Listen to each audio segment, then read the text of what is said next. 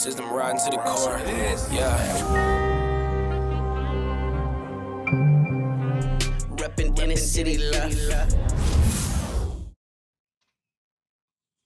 This is the Inner City Left broadcast. Today is Tuesday, January 27th. I am Amin TMK alongside Amoja Lil Tanky Sumler. Amoja, be Tuesday. It's going up on a Tuesday. How is life in medium peacetime or wartime? What time are we in? I don't know. And what is your vibes? How are you feeling? Yeah, I remember being a kid in New Orleans, and New Orleans gets so many hurricanes, man. Like you only hear about the very biggest ones, but hurricanes happen there quite often, you know, and the quietest time is like right before the storm or when you're in the eye of the storm. We're not quite in the eye yet, but like the storm winds are approaching. Most of the forces are gathered in the Middle East that are going to probably be involved in this operation that looks more inevitable by the day as it relates to Iran, moves within moves as always. So, how am I? Observant. Yeah. Well, let's talk about a couple of things and what you're getting at. And that is the U.S. amassing of troops, the buildup around Iran. And that was addressed by J.D. Vance a little bit earlier today. I'm going to get this played for our viewers, and I think we can respond after that. It's interesting that, like, they do this to the Newsmax now, because it's like, even Fox News is kind of like, we might need to push back a little bit. So this is on Newsmax, J.D. Vance. They're talking about the buildup around Iran. But look, I think we just want to make sure that we have options. We have a lot of forces in the region. We have people who could be endangered. Part of our entire alliance structure over there where, Saudi Arabia and these other countries invest a lot in the United States of America. We got to make sure, of course, that we have people over there to protect our assets that are in these parts of the world. And I think the president just wanted to make sure that if, God forbid, the Iranians did something very stupid, that we had the resources necessary to. Yeah, I think I caught off there. But basically, what he's kind of getting at is, well, we don't want Iran to do anything that would make us have to react. You guys over there because we're trying to keep the peace. It reminds me of when Barack Obama, who we'll get to a little bit later, was saying, my red line in Syria is a chemical attack. And then a chemical attack just sort of happened. So you hear J.D. Vance saying, like, well, we're amassing troops or we're doing this to protect people. And just in case Iran wants to do, quote unquote, something stupid. You were talking about the amassing of troops. Obviously, Iran is still read from the quote unquote quote protests. But if you listen to Mike Pompeo, you know that the happy tear was brought into the Iranians was also to the Mossad agents walking next to them. What is the latest, do you think, in Iran? Do you think there's going to be an attack? And just kind of, what are your thoughts? Yeah, I think it's more inevitable than ever. You know what I'm saying? I think the success of the operation in Venezuela has only emboldened the administration. The Americans are distracted. As morbid as it is, more Americans are worried about what's happening in Minnesota right now, to the point whereas they're not really noticing anything else that's happening anywhere, And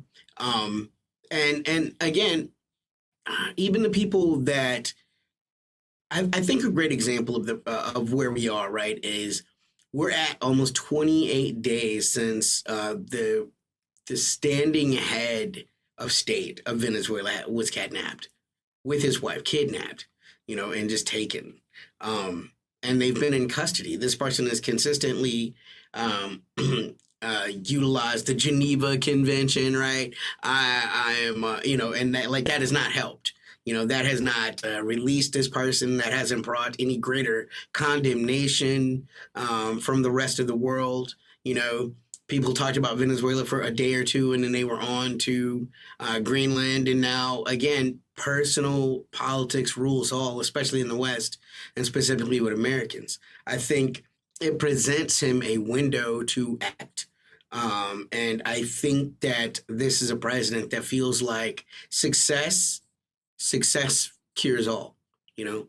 Um, I would say that we don't seem to have as many forces gathered outside of Iran, at least American assets, right, as we did for the Venezuelan excursion, except that you have to remember America has done a really good job of centralizing, and distributing its logistics chains, especially in the Middle East. CENTCOM is made for this. There's so many American troops in that theater. If you look at the American troops that are in Syria, that are in Iraq, that are in Saudi Arabia, that are in the UAE, that are in Qatar, that are in Egypt. That you could bring them all together without much ado. And this is the kind of thing that seems like it's been planned for quite some time. I don't think that like Trump got like a wild hair up his ass and is like, oh, let's take Iran right now. I think situation has presented itself in which he will once again, due to the way that even the liberals manufactured the consent. Oh my God, 10,000 people died. I saw a report that said 30,000, right? Like, so in 3 days, the Iranians killed 30,000 citizens, right? But we're still supposed to believe that in 2.5 years in the Gaza, that the Israelis only killed 50,000. It's just magic how the math works. And people uncritically just report these numbers one way or the other, But they've done the work. They've done the work that will legitimize any action now that comes from Trump. Because he'll be able to legitimately say, 2 weeks ago, all of you guys were like, oh, free Iran. Well, I do that. And now you see what I'm saying? And this is why it is so dangerous to play the devil's advocate, right? To give the empire that out, never do the job. When you find yourself having the same talking points as the American government, it says something about your praxis, maybe.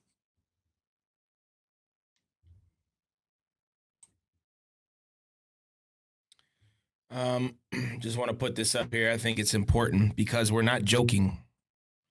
I'm not joking when we say that many of the protesters that caused the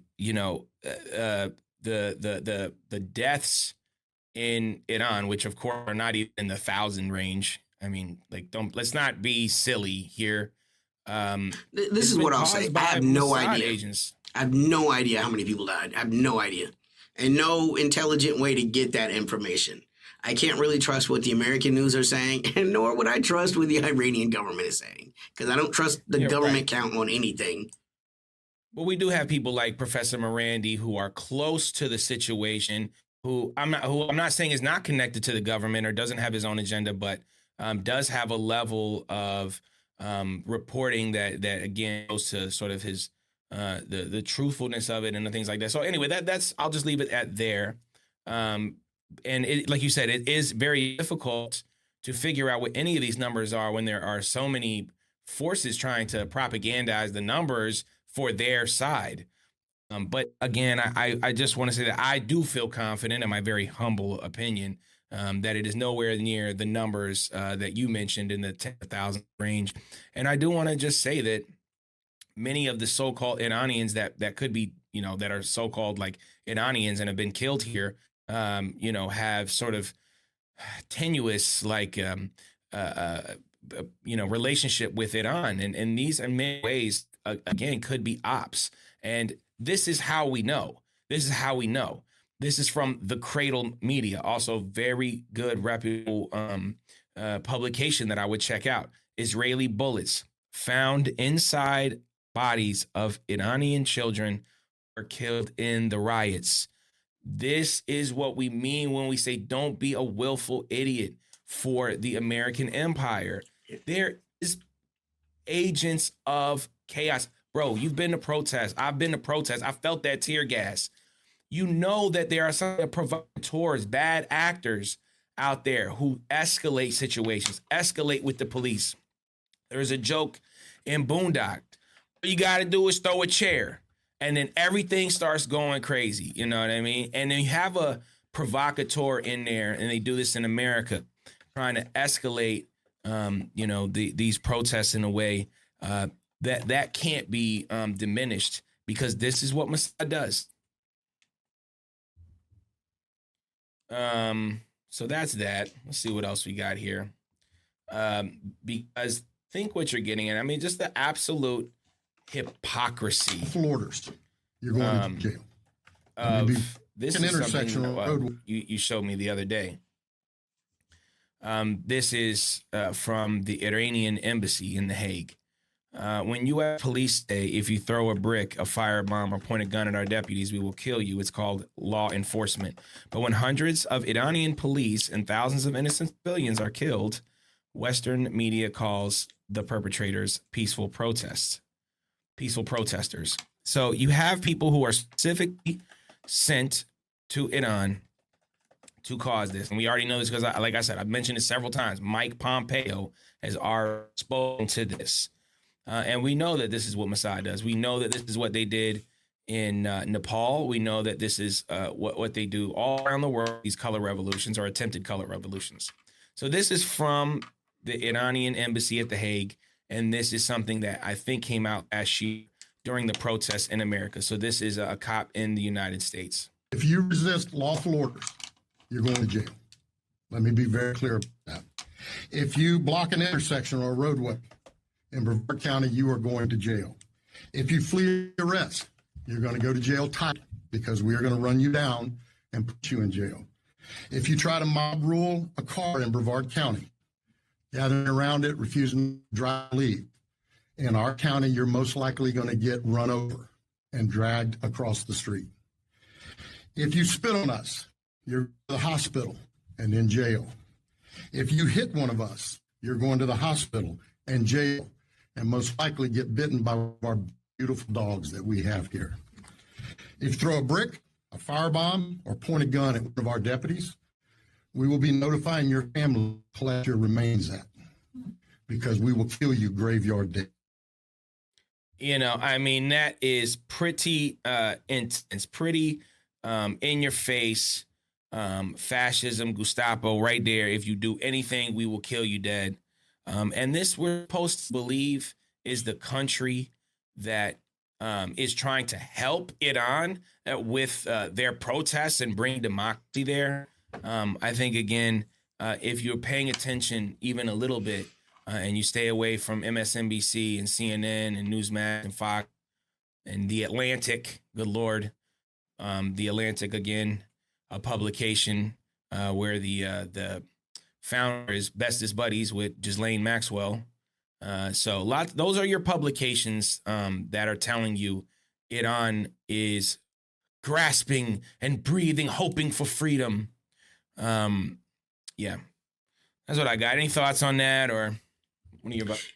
Yeah, so of course, I want to circle back to what we're talking about. I was just doing a little research in the background, because that's what we own at Inner City Left. I just want to remind you that the standard issue caliber for Iranians is still mostly using 7.62 by 39, which is the AK pattern.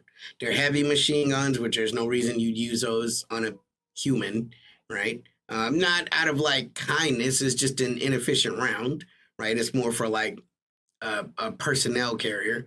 Those are 12.7 by 108 millimeter, whereas the Israelis are using essentially NATO shit. They're using 7.62 by 51s, which is a standard NATO round, and 5.56 by 45, right? It's these little telltales that give away who's running Iran. Now, is that to say that you can't get an Israeli weapon in Iran?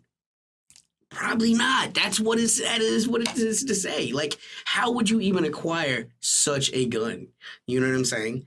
So these are things, again, if you're critically looking at the situation to account, I think once again, right, I'm forced to say, going back to the Minnesota statements, that, yeah, I mean, the world sees the irony, right? Do as I say, not do as I do. This is what Jason Carney was talking about, at the World Economic Forum, in Davos. Like the rules-based order is not real.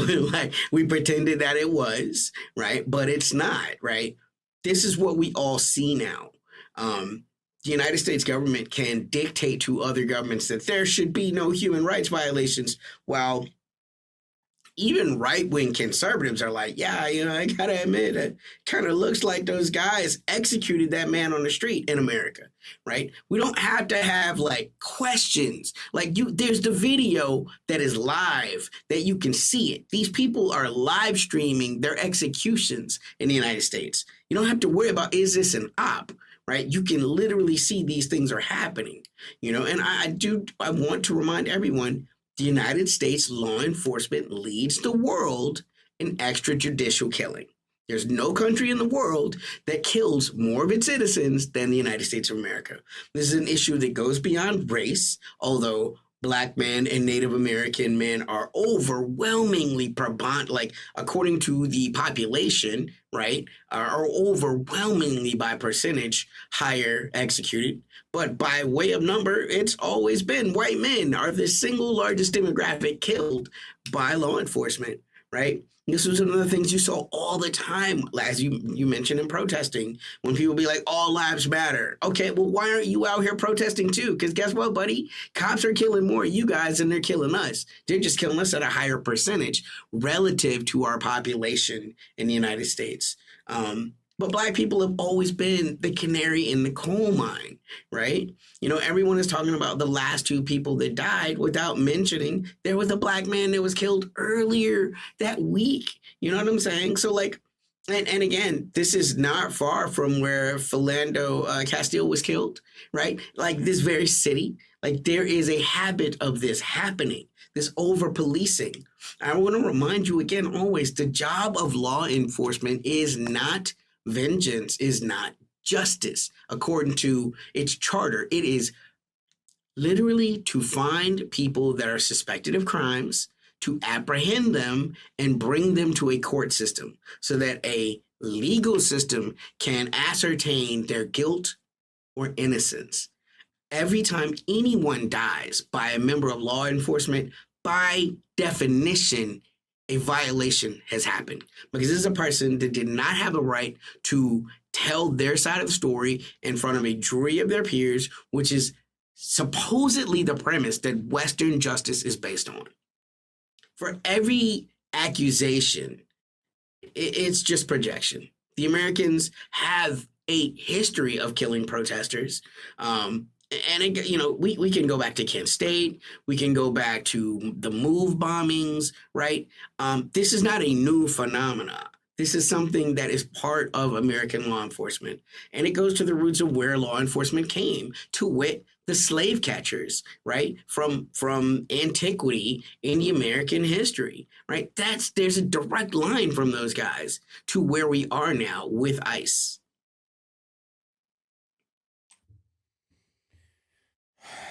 Yeah, I mean, straight facts. Keith Porter Jr., 43-year-old, gunned down. And also there was also a story we posted on Inner City Left about a family who had one of them a newborn in the car, and they were tear gassed, as well as the child. The child was unresponsive. We're hearing about ICE agents kidnapping as early as 5 years old, and it is sort of. And I think, again, we talked a lot about ICE when they were in California, and you have much more of a Mexican Latino population, but you also have, in sort of the Midwest, you have like a larger, the Haitian population. I remember the whole ridiculous story about Haitians, the racist stories that were coming out, because it is really a race thing. The Native Americans, indigenous people here, like you mentioned, also being deported by ICE. Again, it's meant one of the highest rates of being murdered by the police per capita, at least in terms of the demographic. And indigenous women are amongst the highest in terms of being kidnapped and disappeared. Have all these things here. It's obviously a part of it is race. And when you are protecting and sort of against the white supremacy ideals, whether they're neocolonial, neoconservative or neoliberal. Irregardless, you are now as an enemy and disposable as well. A lot of times we hear things like this, Tanky. We hear, "Oh, look what Trump is doing, man. This is Trump." If you got to see how bad Trump is with this ICE thing. I just want to remind people that Trump is not he is obviously employing in this way. It has been employed this way before. And even though it was meant to be, sound more genteel, less in your face, it's still happening. Those people were still hurt. This is in 2013. This is Barack Obama. This is from Anthony Doyle. All people yelling at the left saying Kamala wouldn't have done this, seem to forget that Biden and Obama both did this, and Kamala was running this. Let's be real. She was talking about the border all the time. But this is Barack Obama. I'm the president of the United States. I'm the emperor of the United States. My job is to execute laws that are passed. And Congress right now has not changed what I consider to be a broken immigration system. Mm-hmm. And what that means is that we have certain obligations to enforce the laws that are in place, even if we think that in many cases the results may be tragic. There are going to be some stories that break our hearts. And more importantly, we're going to continue to have an economy that is stifled by a really inefficient system. Not only are we deporting folks, but we also have a legal immigration system that is so bottlenecked that it forces sometimes people to the illegal system. It's like he's like admitting how corrupt it is while still being like, it's not do about it, out of my hands.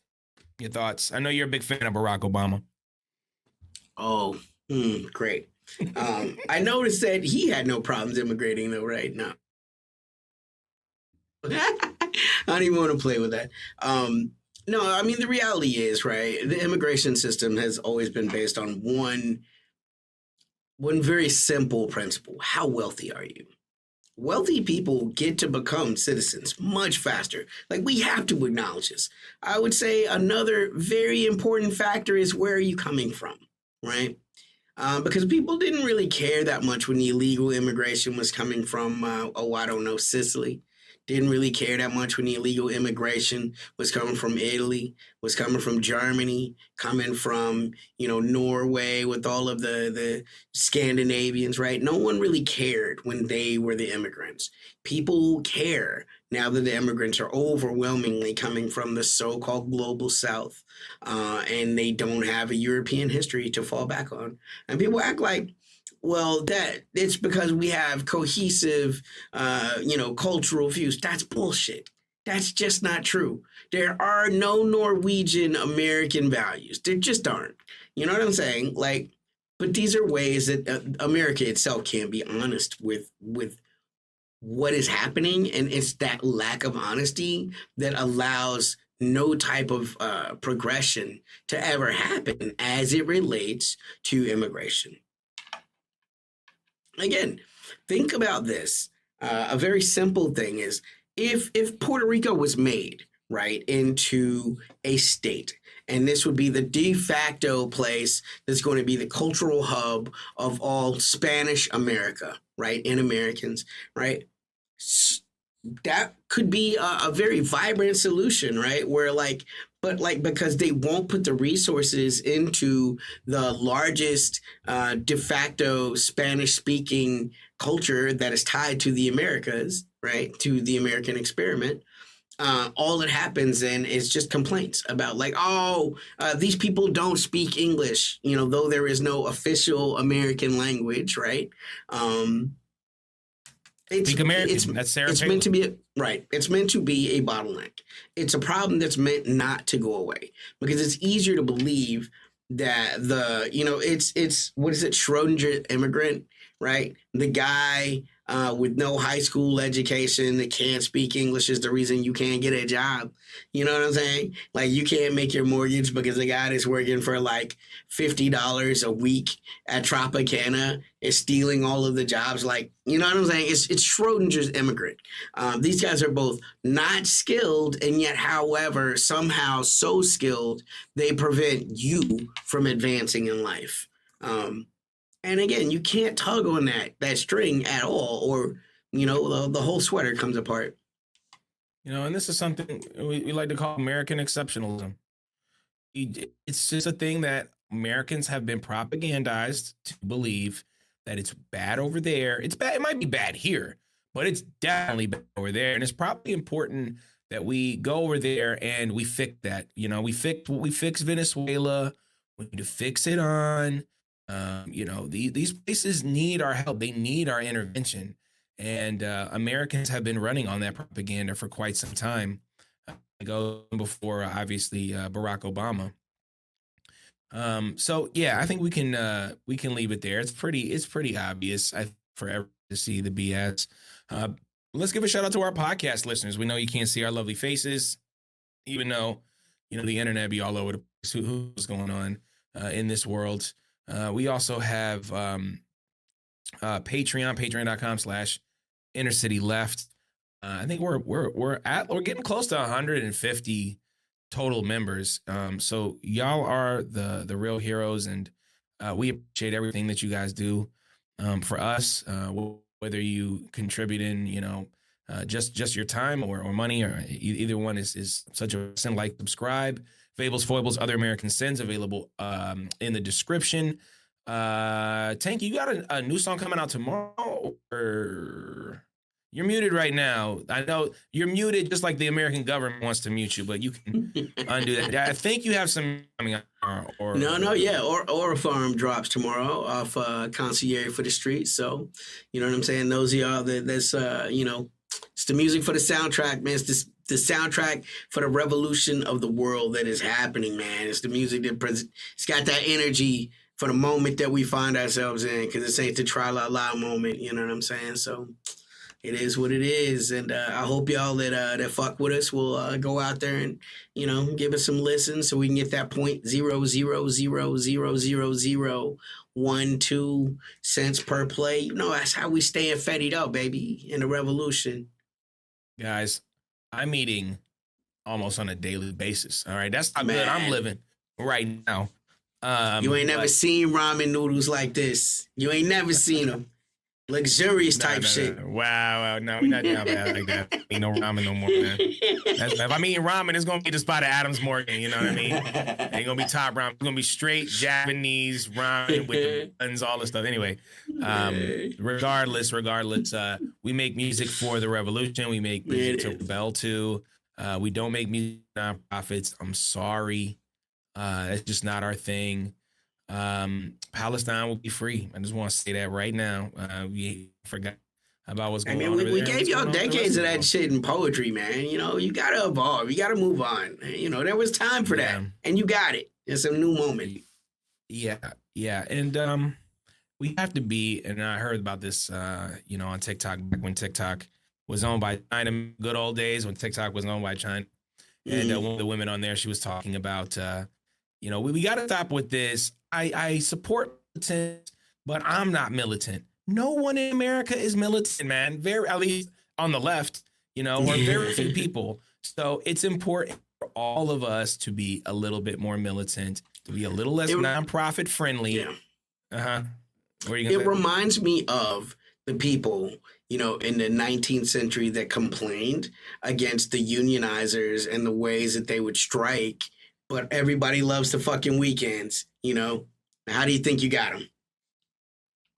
Yeah, it's the hard work. The nonprofits didn't bring you the weekend. Guys, we say this all the time. $37 billion put into the homeless nonprofit world, okay, in the United States. 34 big. That's just for the nonprofit housing world. I'm not talking about the nonprofit industrial complex overall. 30 billion. And we have more homeless people now than we did last year. The only reason that nonprofits have more prevalent and we've solved less problems. And it's because nonprofits are not supposed to do that work. It's supposed to be the job of the nation state to create large projects, to help everyone. That's why we pay taxes, by the people, for the people. Government is to support the people, not the other way around. I'm sorry, JFK. I'm asking, what can my country do for me? Because I poured decades into working and grinding, and many other people have as well. And whether it's student loan, whether it's some sort of credit card debt or any other ways that America indebts you into sort of this wage slavery life that we have to go, you know, I don't know where I'm getting at. I'm just mad that we all have to do this because I would rather be making music with my homies. I would rather be writing poetry and novels and playing video games and playing basketball and enjoying this utopian world that we could live in. But no, we have to return to this unipolar world where America runs everything, and that's just not going to happen.